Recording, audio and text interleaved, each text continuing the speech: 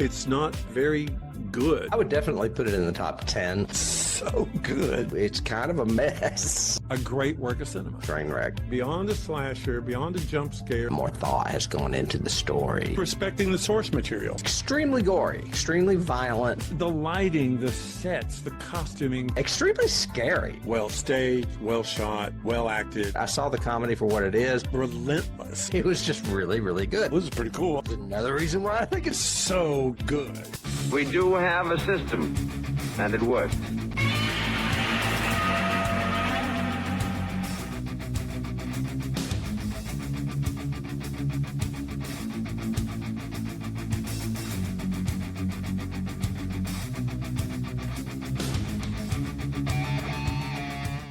Hello, hello, hello out there in YouTube and podcast land. You have reached Johnny Has the Keys, where we talk about horror movies and science fiction films and those key elements that often lift and sometimes just separate them from the average genre fare, sometimes for good, sometimes for bad, but always memorable.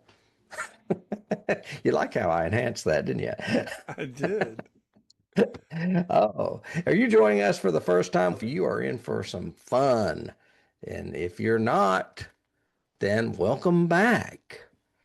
David and I, as you that are coming back know, have been talking movies since we were youngsters. And a few years back, we decided to do it for the masses. We're big horror and science fiction fans. Me horror, him science fiction.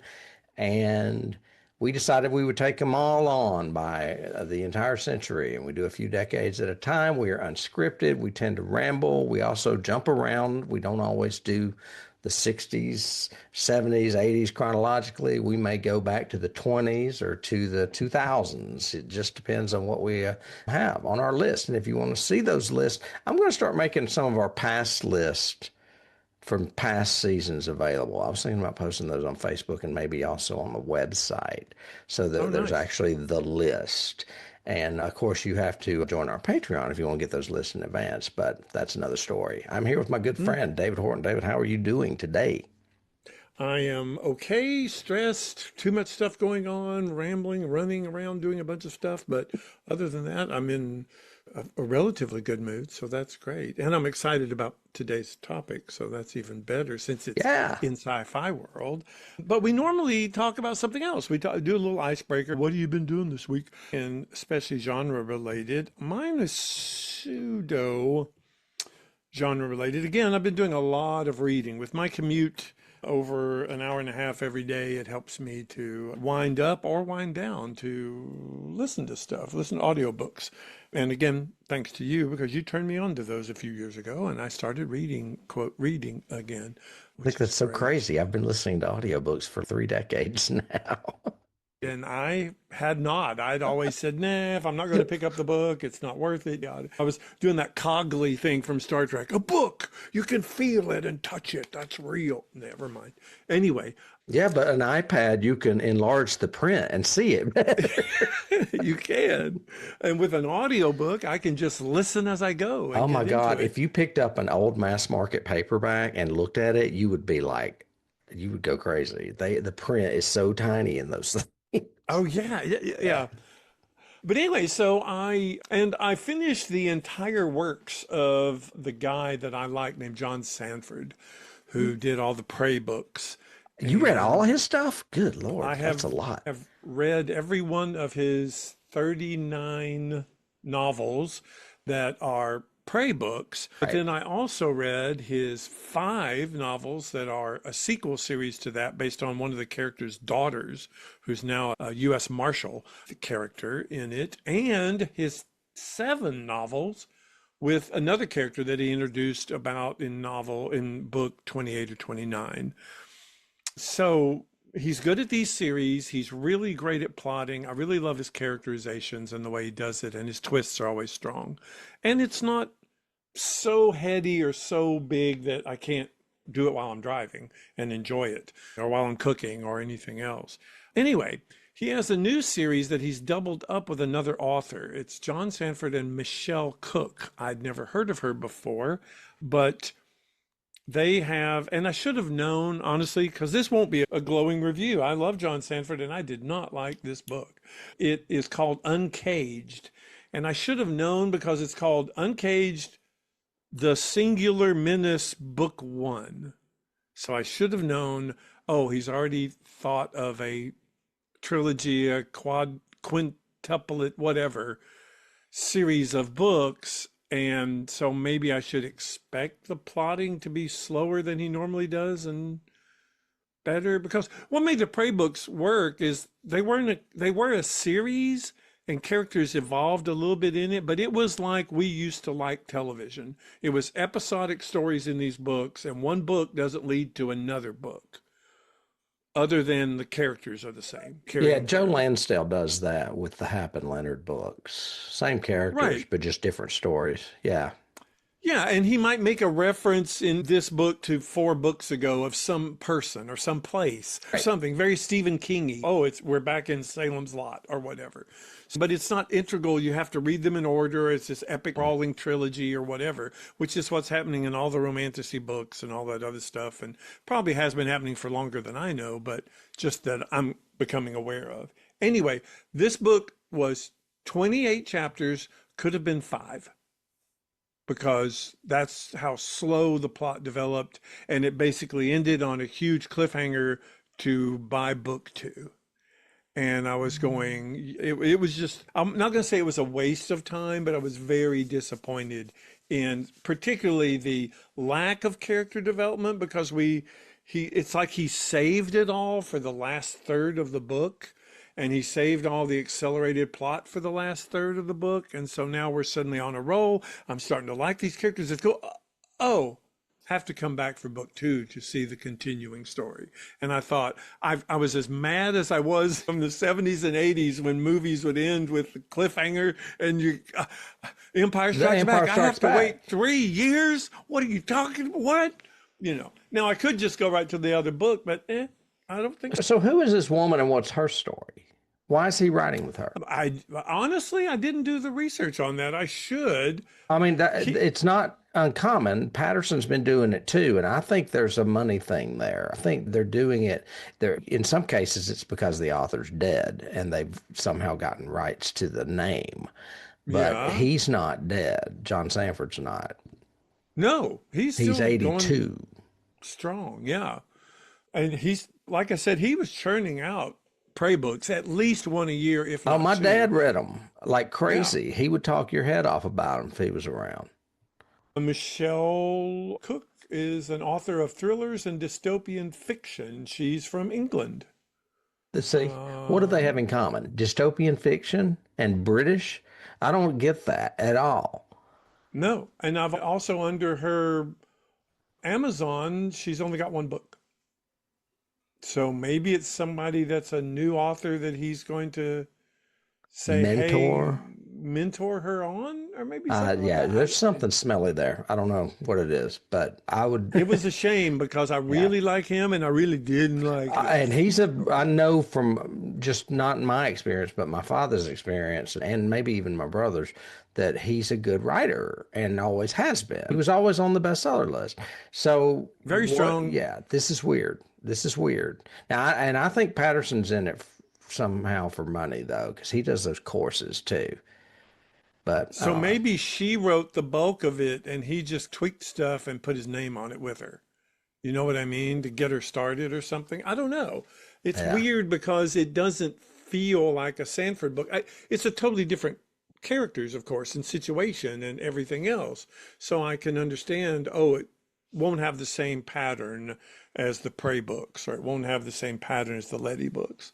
But anyway, that's what I did in my spare time. I listened to a really bad book. Maybe they're sleeping together. He's 82. He is, but I don't see that he's married. So that could be it too. Possibly. He's setting her up for when he's not around. That's it. Yeah. I don't know. Anyway, what did I do in my genre week? It's a little bit more. What did you do? Into my genre. Actually, it's a little bit more into your genre now that I think about it. Yay! I watched a little movie that had been on my list for a while because I'd been reading good things about it, called Companion. Okay. Companion, the reason I avoided it was because it gave me Megan vibes, and I Yeah. did not like the movie Megan very much. This one is a pleasant surprise. It is so much better than the Megan movie, in my Okay. opinion. It's written and directed by Drew Hancock. However, it was produced by someone I am getting immense respect for, and that is Zach Cregor, who did Weapons. Oh, okay. I know Yeah. you love that movie. And Zach is one of those Renaissance types that we've talked about in the past, where he's an actor, he's a writer, he's a director, and a producer. He does everything. But Hmm. I'm the one that says he needs to just stick to writing and directing because he's great at it. But he produced this one for some guy named Drew Hancock. The cast is fantastic. Sophie Thatcher plays, I can't remember what her name was. The lead Anyway, character. yeah, the main character.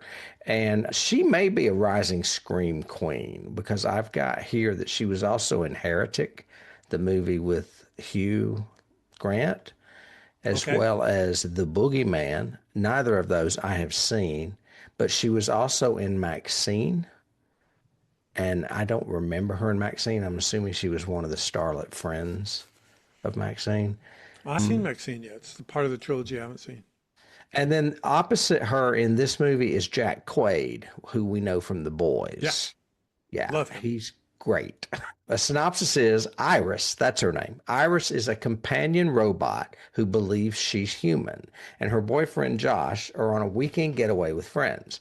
Things turn dark when Josh's controlling nature and a plan to steal money using Iris's capabilities goes wrong, leading to murder, chaos, and Iris's violent awakening to her true nature and a quest for freedom.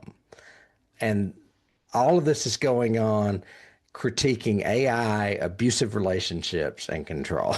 So you've got all that as far as a motif behind this Damn. movie. You already have keys for today. Yeah. Yeah. Yes. And it's one of the reasons why I chose this one because I watched this in a couple of weeks ago.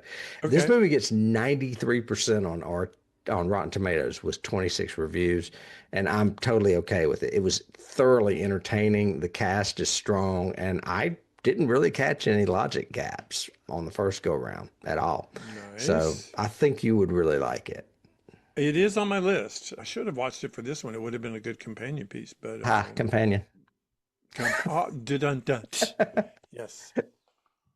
Okay, segue then. So read a really bad novel that was about government control and using implants to turn essentially people into drone soldiers. And you watched a total sentient, or not sentient, probably sentient, I guess, Becoming robot. that way anyway. Yeah. And that ties into today when we are going to do a redux of Ex Machina or Machina. I say Machina. And some people say Machina. I've noticed a lot of the British people say Ex Machina. So, however your pronunciation is, if you have not seen that movie, go see that movie right now. Stop, pause us, go watch it, come back. You will be happily entertained and surprised, I hope, because I think it's a great film. I remember loving it from the first time I saw it, and I've seen it a few times since then. A brief synopsis. It's from 2014, directed by Alex Garland. He also wrote it, and Another great writer, director. really great writer director. I think we covered him with 28 Days Later, right? We did Oh, that yeah. one already. Well, he didn't direct it, but he wrote it. Yes. Sunshine, he wrote, He and wrote that, and Danny yep, Boyle directed both of those. Yes. yeah, they have a great relationship. And he One did of the their new one 28 years later as well. Oh, see, I haven't seen it yet. One of Hmm. their production designers was the production designer for Ex Machina. That works really well. Anyway, basically the plot in as simplistic as I can make it, because this is a very dense plot with a lot of things going on and a lot of twists. And this is not a second screener, as people are now starting to use that term, meaning you probably don't want to watch this movie with your iPad or your phone on your lap scrolling stuff, because things happen and unique expressions are important and all of that. But basically, we are following Caleb Smith. Caleb is a programmer at a big, huge search engine company, not Google, called Blue Book. And he wins a contest to go and spend time, a 1-week visit to the very, very intelligent, reclusive, egomaniacal CEO of Blue Book called Nathan Bateman. So he's whisked out to Nathan's hugely remote, isolated estate and meets him, and he's an intriguing character and very interesting. But right after he signs a non-disclosure given to him by Nathan, Nathan suddenly reveals that it's not really a vacation. Nathan has developed an AI, a robot that he thinks has achieved consciousness, but he wants to test it. And he wants Caleb, his star programmer, to give this AI the Turing test. So Caleb goes in and meets Ava. Ava is a synthetic human, I guess you would call it. A very robotic in appearance, but also very feminine in appearance, very childlike in appearance, very girlish. Slowly through the week, as he's examining and testing Ava, he's also realizing that Nathan is examining and testing him. It's so much so that about halfway through the movie, you start to realize, wait, I'm not sure who's being tested by what and what's happening. And there's lots of twists and there's lots of changes, and it ends in a pretty startling little climax that you expected, but then went, really? Thing. And that's enough about that. You've obviously seen this before because we've already done it on the show once. But what did you think? Do you remember the first time you saw it? The first time I saw it was when we watched it for season 1. Was it season 1? It was season 1, I'm pretty sure. Okay. Yeah. Yeah, if not, it was season 2. And I enjoyed it just as much as I did then. I actually watched it twice because I got sleepy the first time, and then I started it over. Yeah, Alex Garland's a great writer. I think it's beyond just science fiction capabilities. I think it's a cinematic thing. Oh, yes, definitely. And I highly recommend, if you are a science fiction fan, you should buy this either in a digital format or in Blu-ray and look at all the special features on it, because the special features are amazing for this. They have interviews with everybody. They have design script. There's even the entire shooting script is digitally on a special feature of the Blu-ray. So you can read through the script and see what changed, what didn't, how it worked, blah, blah, blah, how imaginative Garland was even in the initial shooting script that they used. Interesting. And I guess I also like him because he clearly has a foot in the horror world as well, with not only 28 Days Later, but I mentioned a movie not too long ago called Annihilation with, I can't think of her name. Annihilation with, what's her name? Yes. I know you're talking about Natalie Portman. Natalie Portman, exactly.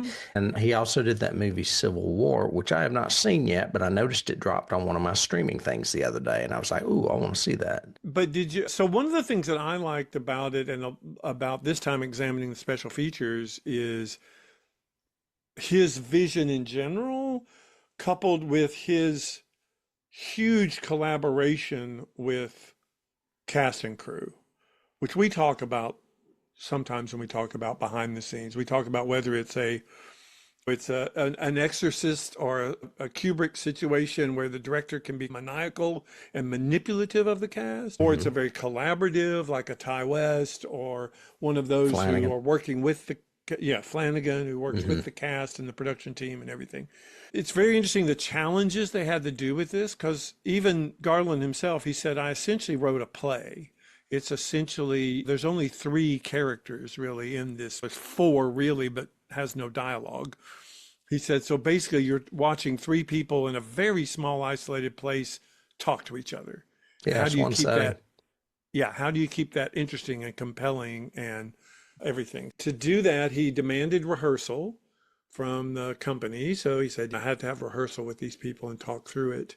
And then he shot it in a very fast 6 weeks.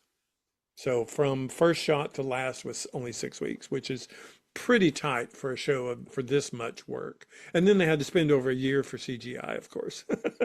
So there's that.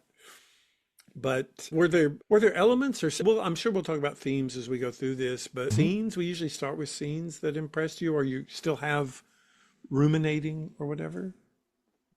The first scene that comes to mind is the scene where Kyoko stabs him.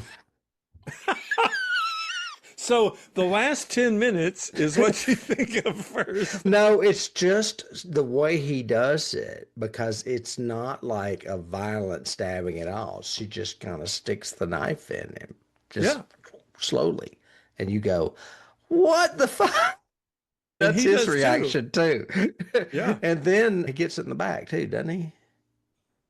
Yeah. No, Yeah. he gets in the back first. Kyoko does the back. And then And turns. then Ava does the front. Yes, Yeah. that's right. I had it backwards. But yeah, that to me was jarring. I like the scenes, any of the scenes where Donal's character is interviewing Ava. What is his name again? Caleb. When he's first interviewing her, and are they flirting with each other? And is she leading him on? And then and then later you're like, wait a minute, I think she may be leading him on. There's a lot of subtext in this movie.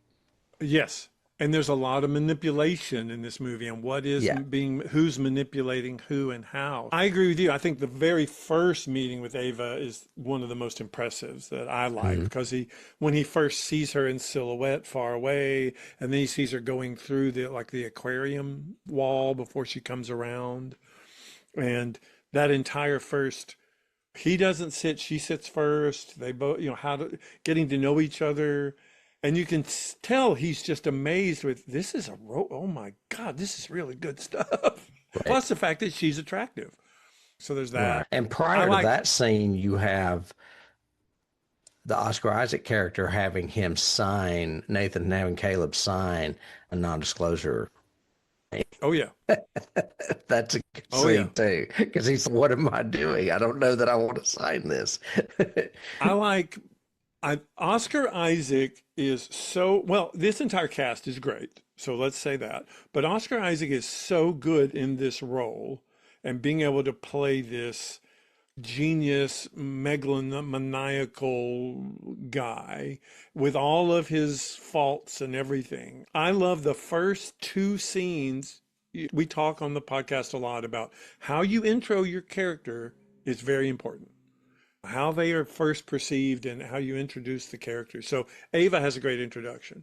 Nathan has a great introduction because it's through Caleb's POV, wandering through the house alone going, hello. And he finally sees this grand genius CEO outside on his deck boxing with the weight bag.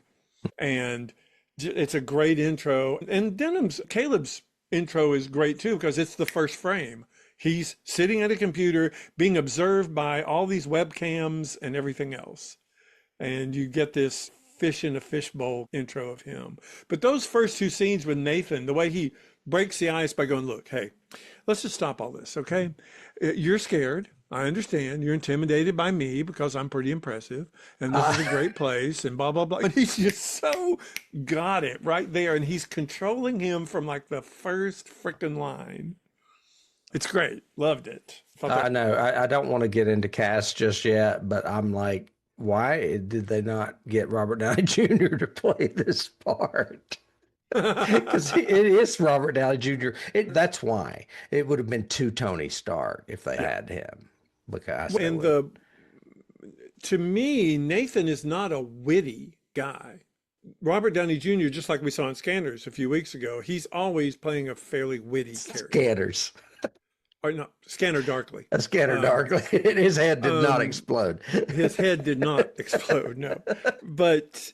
And Nathan, to me, is not witty. Nathan's very primal. He's very much into I drink, I have sex, I dance, I eat whatever I want, I wear whatever I want. I'm also a genius billionaire who controls everything. Philanthropist. But Yeah, yeah.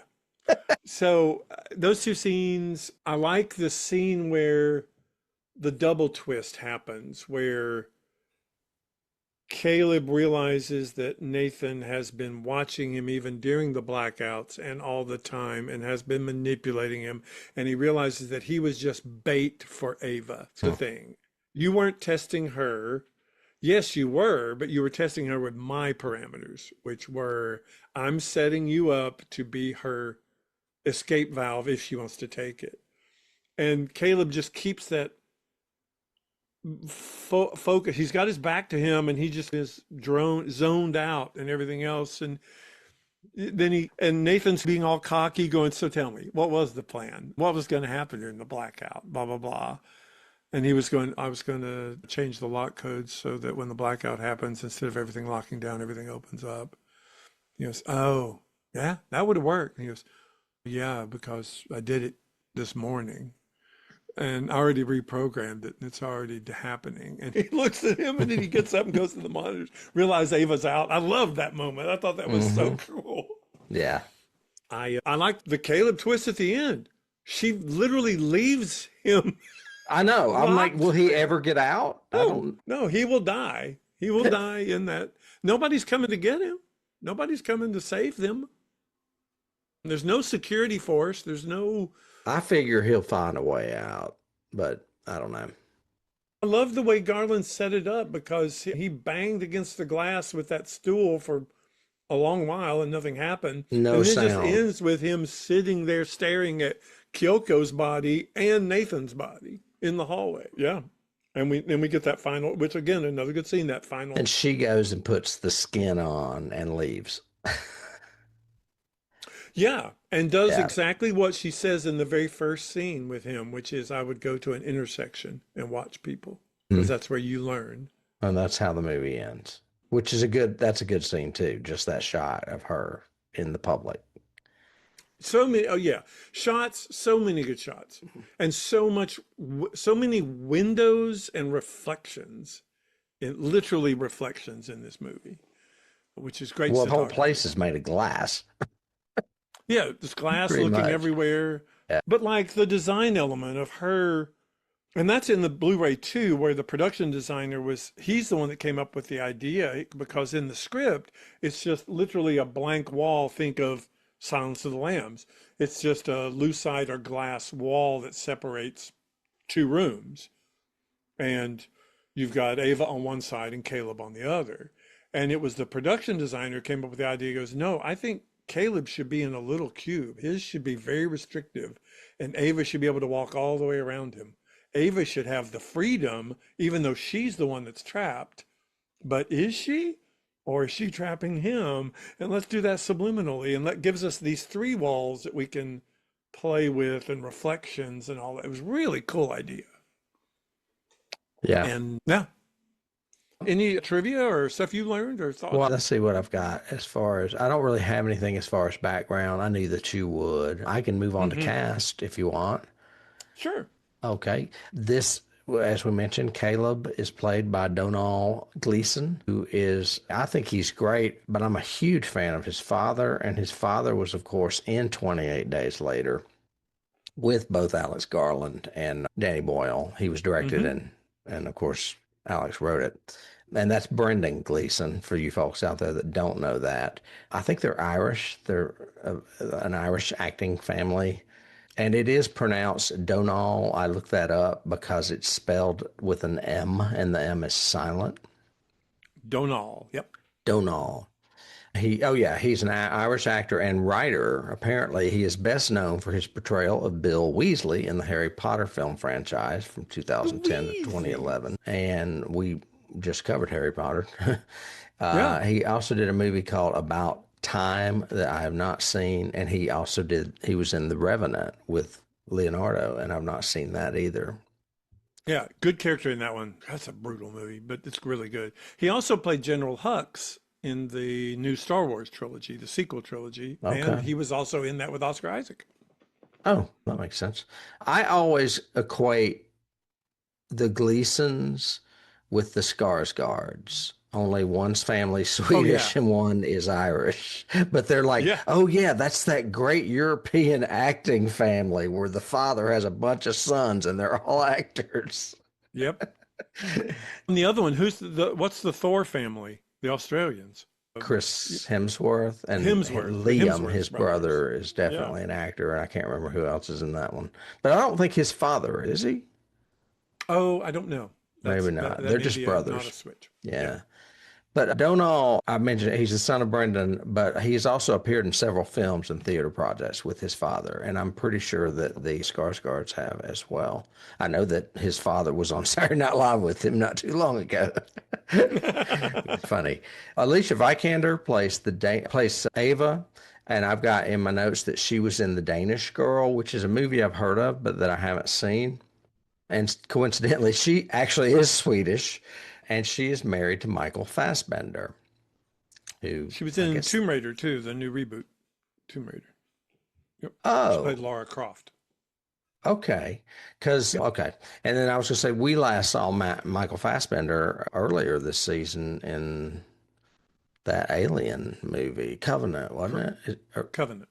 Yep. did we see? Was it Covenant? Prometheus. Which one? I thought we did Prometheus. We did Prometheus. Prometheus. I'm sorry, Covenant was the sequel. And okay. Yeah. Anyway, enough about Michael Fassbender. We're talking about Alicia Vikander, who is a very talented actress in this movie. Amazing. Yes. There was another actress considered for the role, though, of Ava. Do you know who that is? Mm-mm. Felicity Jones. I could see that. Okay. I could have seen a younger Natalie Portman too in this I role. was thinking Emily Blunt because the girl reminds me of Emily Blunt in this movie. Yeah, I could see Emily Blunt too. I think the reason that Garland said he picked Alicia and Sonoya, so the girl that played Kyoko, was because they're both dancers. And And he they've needed got great somebody who would movement. have really good movement, Yeah, control of yeah, their that makes bodies. total sense. And Emily's a little too old for it now, I think, but she would have been good as Yeah, a younger one she when would she have. was younger. Oscar Isaac plays Nathan. You know him most recently from Frankenstein because you have seen it and I have not. But he Yes. plays either Victor or Henry. I'm not sure which one they went with. He plays Victor. Victor, okay. Last I saw him in was probably Moon Knight, the Marvel series that was Yeah. on. Yeah. Yeah, not so great. But he is a part of several Marvel franchises. He's also the villain Apocalypse in X-Men. Really? I did not know that, and I've watched that movie. Yeah, yeah. Oh, you Really? haven't? He has a lot of makeup on, it's obvious, but Well, he was, yeah, he's a big blue giant thing. I don't, yeah. wow, I So did he's not know got that was multiple him. ties to both Star Wars and Marvel Yeah, as yeah. well. What else? And Oh, I think the we talk about keys and influences, but also just things that remind us of things. He's to me, a very Gary Oldman actor. I think he has a potential. good career ahead of him. Yeah. We mentioned how he's very similar in ways to Robert Downey Jr. in this role, but there Mhm. was another choice for this before he got it, and it fell through. Do you know who that is? No. I think it would have been interesting. It was Jake Gyllenhaal. Because you don't picture him being in a villainous type role, but I think that would have been cool to see him in it. Maybe. Yeah. Uh, But they couldn't reach agreements on numbers, so Oscar was cast to very much their pleasing, I'm sure. I I'm think he did an sure. excellent job. Yeah. Other people, and there's not many, Sonoya Mizuno plays Kyoko. She was in Annihilation, which is the movie I mentioned earlier, which is Hmm. funny. It's a little bit of a Flanaganism. He's bringing people from other movies like Gleason's Son and this girl from Annihilation. And then I've got Corey Johnson plays Jay. Was he the helicopter pilot? Yep. The only Okay. other verbals in it are the helicopter pilot and the one girl that hugs Caleb in the very first scene and says congratulations. Okay. And then I've got that he was in Morbius, just another Marvel tie in, but he was not a very big part at all. As Mhm. far as awards, this movie was nominated for 2 Oscars. Did you know that? I knew it was nominated for optical effects. Visual effects and screenplay. Yeah, Okay. It should have won been. for visual effects. So it actually won an Oscar. I don't Yeah. remember this movie being that high profile. It was not. It wasn't. It was an A24, and it was before Mhm. A24 really kicked, did, and has risen to what it is now. And it had very limited distribution from what I remember. What I have in my notes is that it was the lowest grossing Oscar winner for Best Visual Effects since What Dreams May Come in 1998. Another great movie from visual design And standpoint. Richard Matheson wrote that. Yep. It was nominated for 5 BAFTAs, but it won none. However, it did win a British Independent Film Award. As far Mhm. as Saturns, it was nominated for 6. As we get closer to the Sci-Fi Awards, it's nominated for more. But it won none because The Force Awakens came out that year and was killing it everywhere. I'm sure. It's got scads more across the circuit, but it is not on the 1001 movies you must see before you die list. Of course, this movie may have come out.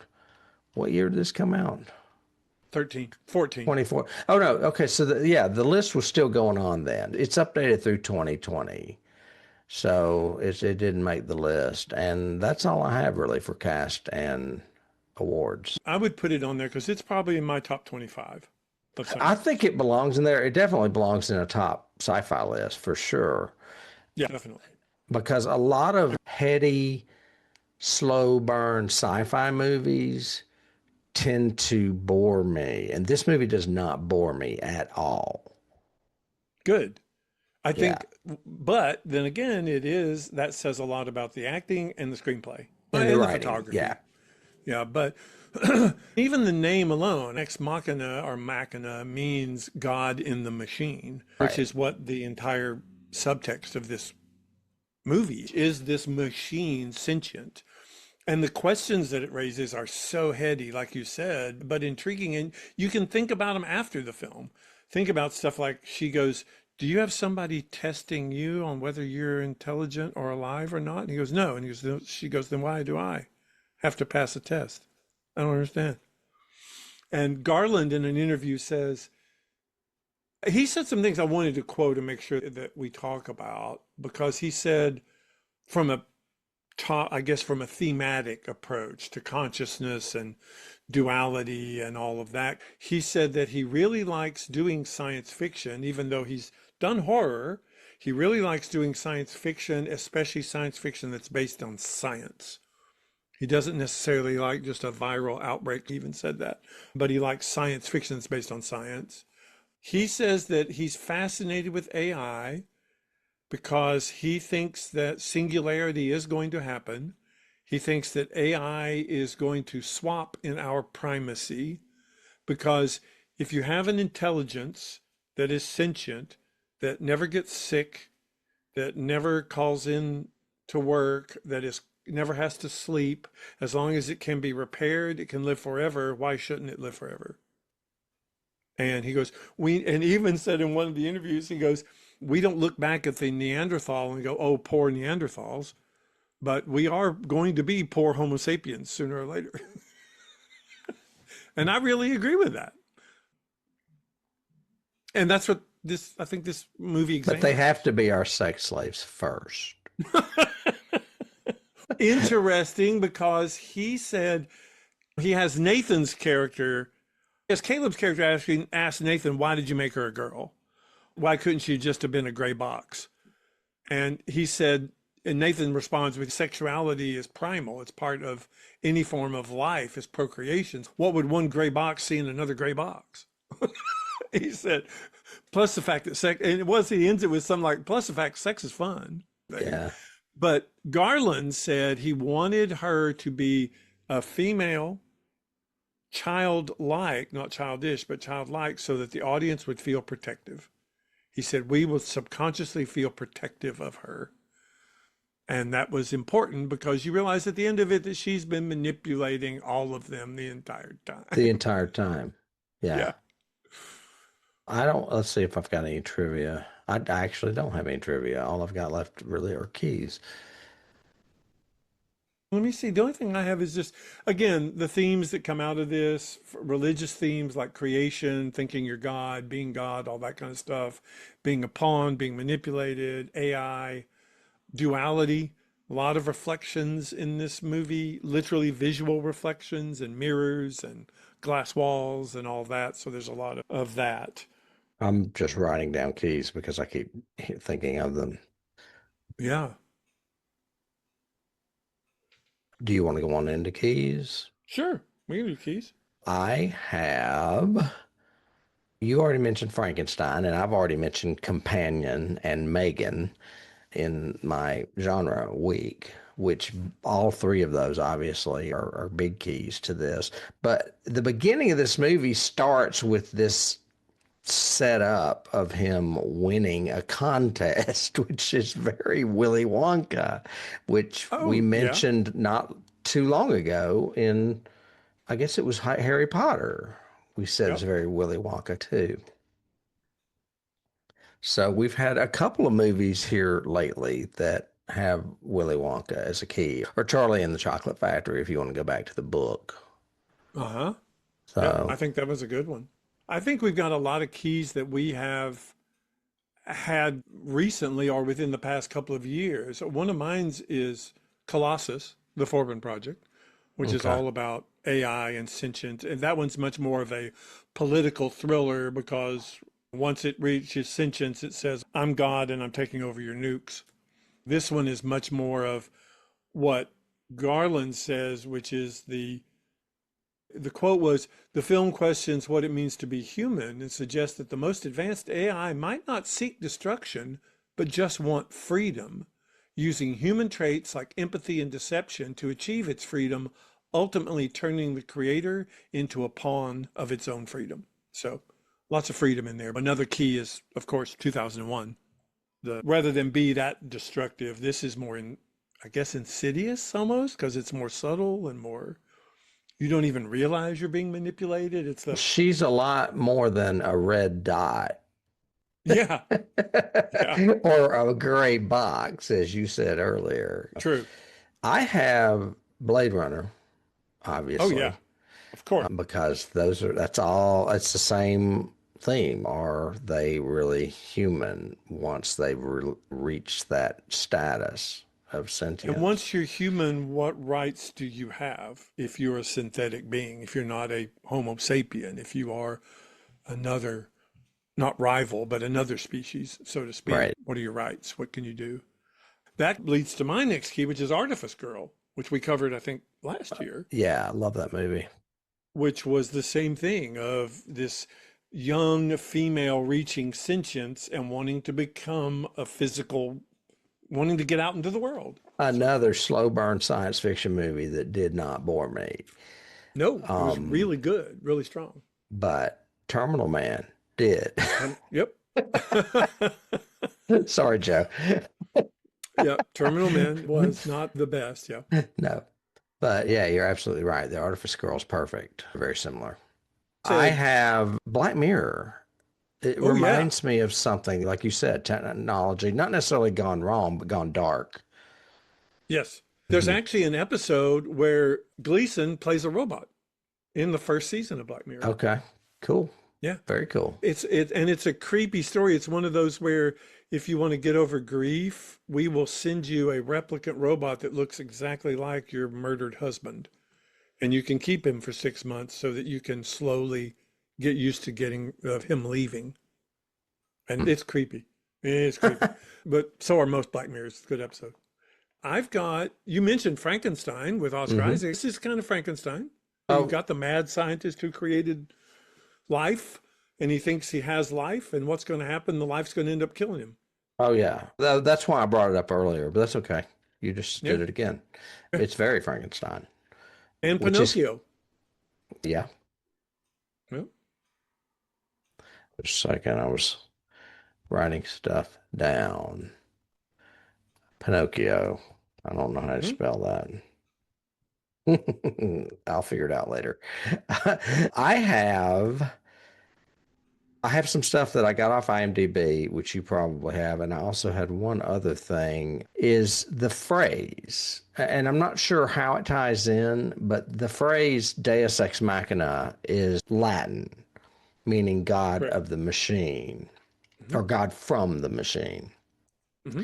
But it's a term used, especially back in Greek ancient theater, but it's Yep. still used today, especially when we see something contrived in a movie. It's all of a Yes. sudden, it's like, how are they going to get out of this situation? And then all of a sudden, something happens, and it's like, everything's okay. Yeah. Because some outside force came in and made things good again. The Yeah. god swept down, picked up the bad guy, and took him away, or what have you. I'm not really sure how it ties into this movie. Is Caleb the god that inadvertently comes down and sets her free? So to speak, In a she's way, it's like where I'm wondering why he titled it Ex Machina. Is that because ex machina literally means God in the machine or in the machine. I've got God from the machine, but yeah.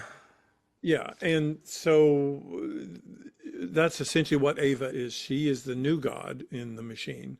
But man is also a physical machine that we're in, so there's all that too. The original Greek, when I teach it with acting classes and I mention it, it literally was the gods swoop in and save the day at the end. Exactly. They either whisk the bad guy into hell or up to heaven or whatever, or they give the hero a weapon that he never had before. And in a modern movie equivalent, it'd be people on the roof of a burning building, and all of a sudden a helicopter comes in. Correct. And Same saves thing. them It's that like we never we knew was didn't know about coming. that helicopter. Where'd it come from? Yeah, where'd it come from? What the hell? Yeah, same thing. The gods come in and make things okay.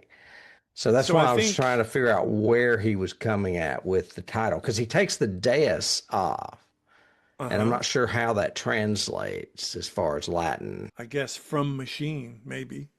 Yeah, Yeah. and it But is so that from would machine. mean, to your point, yes, I think Caleb is the Deus Ex Machina, and especially in that last scene where he suddenly says, "Yeah, I already reprogrammed that. I already Right. released it." That's what I was saying. Even though he may not realize it, that he is the God that's coming to fix or to save Correct. her, he Correct. is, but he's also Hmm. going to die as a result. Yeah. Yeah. That's where I was leading. And of course, any discussion of AI or sentience and or robots is not complete unless you talk about Westworld, which is Right. still one of the greatest first seasons of television in history, and such incredible topics and acting and everything else. So it's along the same lines. Key Um, influences are things that you wouldn't have this movie without the Turing test, because that's the point of what they're doing. he Alan even mentions it, Turing's, doesn't he? Yeah, he yeah, asks him he if he knows knows that's what what it it is. was. Yeah. And Alan Turing's, which is essentially testing a machine to see if it knows it's a machine. Yeah.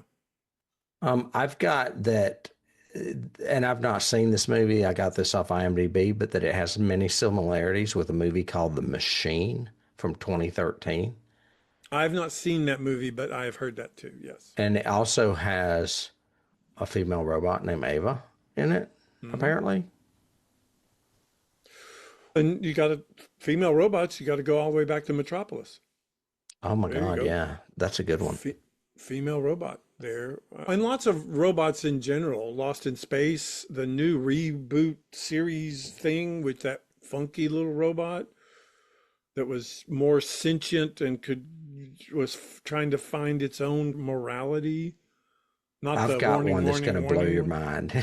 You just gave me one that took me back to my childhood. Why? In the Avengers comic books, the villain Ultron Hmm? had a wife, and her name was Jocasta. Speaking of Ooh, Greek theater, Greek theater.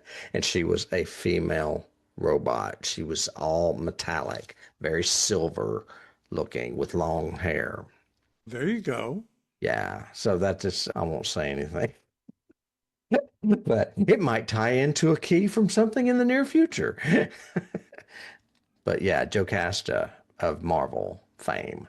She's That's not a in the good one. movies, but she might be. You never know. She could. She ended up becoming a superhero. She ended up realizing Ultron was bad, and she ended up, I think, joining the Avengers at one point. Kind of like Vision. Yeah. I've got, we had said, I said Lost in Space. You said The Machine, which is one I haven't seen. I've got Alice in Wonderland because essentially Caleb is Alice in this, but you've also got Ava as Alice, the child who is a pawn and doesn't know what she's doing, looking through the looking glass, all that. But it's more Caleb who is having constantly not knowing what to do. Drink me, go through here. Who's the bad guy? Who's not? Who do I trust? So very Did you Alice in mention? Wonderland Did you undertones. mention a specific Lost in Space episode? No, I mentioned Lost in Space, the new reboot series that was on. Okay. I don't know who did it, whether it was WB or It's whatever, actually, but I think it's coming back for a third season if it hadn't already. no, I I only wasn't a watched huge the first one. fan, but it was. I watched the first season when it first came out, and I seem to remember thinking it was okay, Yeah, but not enough to go back and finish it, obviously. not enough to go back. Yeah. Yeah. The only other thing I have, and I mentioned this, I want to say, oh no, actually, I have two things. But one is that it's apparently a loose adaptation of The Tempest. Yeah, that makes sense. It does. That's one Well, Shakespeare yeah. play I've never read. Well, Nathan is Prospero, who Okay. has a daughter, but the whole thing in Tempest is there's also a monster on the island called Caliban. And so I'm assuming maybe Ava becomes Caliban. Yeah, I could see Tempest in that. Remember, Okay. Forbidden Planet is based on Tempest too. Yeah, Forbidden I Planet remember is that. based on Tempest. Yeah. But it It's a is great, just, if you haven't read it, it's really good. It's a good Shakespeare play. Hard to get into. The first two scenes are a little rough, but it gets there, sort okay. of thing. And then lastly, I mentioned this, I want to say the last time we did this on the first show we did this on, and it was the Requiem for Methuselah episode of Star Trek. That's a great one. I did not have that one. That's a great one. Okay. Yeah, I just remembered it. I saw it in the on IMDb and it reminded me because I remember us talking about it.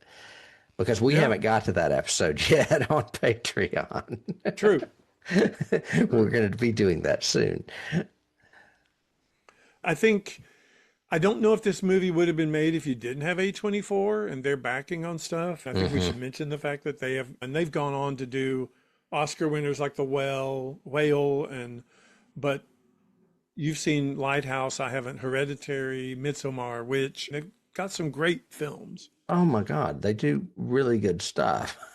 Yeah, We yeah. did they come at night or whatever. It comes at night. It comes Is at that what night. it is? Yeah, Yep. And lots I of good have just stuff. two last little things of trivia. One is because of the shortened time frame and they only had 6 weeks to shoot this, the first 3 weeks were shot on the set, so everything interior, and then the last 3 weeks were all the exteriors and the house. Two different locations that they found that really were this house with an entire glass wall that's built in the side of a building on a glacier, which is all cool and all that stuff. But to save time, the designer said, okay, if you look at this movie, there's not one single solitary bare bulb anywhere. All of the lighting is recessed, either in the walls, in the floors, or in the ceiling. Yeah. And they could control it remotely with just an iPad. He could change the lighting from this area light more, this area light less. So they didn't have to set up any exterior lights when they were shooting, which allowed for a lot of quick, faster setups and easy to shoot And the more scenes rehearsal a time. lot faster and more rehearsal time, Yeah. definitely, and more blocking and staging time. However, Alex also wanted the feel that Ava's face was put on top of her, but it also had to be angelic and beautiful. So all the edges had to be blended. And he wanted this little ridge, this little edge of flesh all the way around her face. That took 3 hours to apply every time. It looks like a RoboCop. Yes, good key there. Hmm. Yeah. RoboCop, yeah, attachment and everything. The makeup is very RoboCop-esque as far as, was it Peter Weller that had Yeah, his face on the, but they the had the face rim was on of the, it. Yeah. yeah. I loved it. Thank you for picking this one again for Redux, or I did, or who I we did. think I'm you glad we picked did. it. I'm glad we did because it deserved it. It needed it. It's great. Those of you who are listening to us, you need to rewatch it again. It's really good. Yeah, I totally agree. It's an excellent film. And since you brought it up and we're talking about reduxes, we have finalized our list for next year. So folks out there that have volunteered requests, we appreciate them. We have incorporated, I think, 5 into it, as well as 4 more reduxes. And one of the ones I did choose from yours because you kept not choosing it. So I finally said, fuck it, I'll choose it then.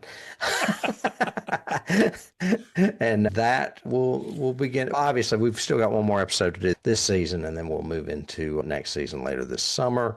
But yeah, what do you think of Ex Machina, folks out there? Let us know. Do you agree with us? Was it worthy of a redux? I think it was, mainly because we didn't have a video copy of it out there for you guys to enjoy on YouTube.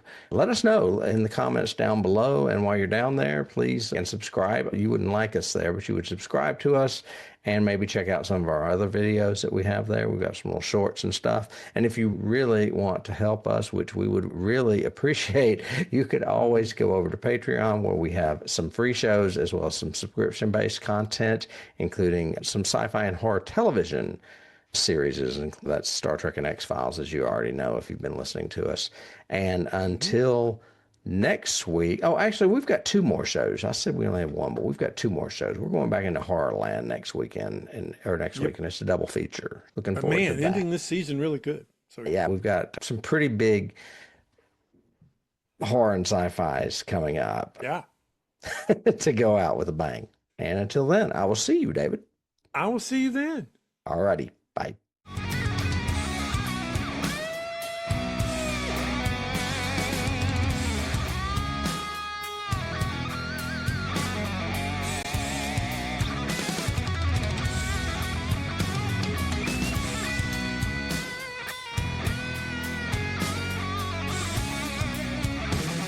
You can't start the car. Johnny has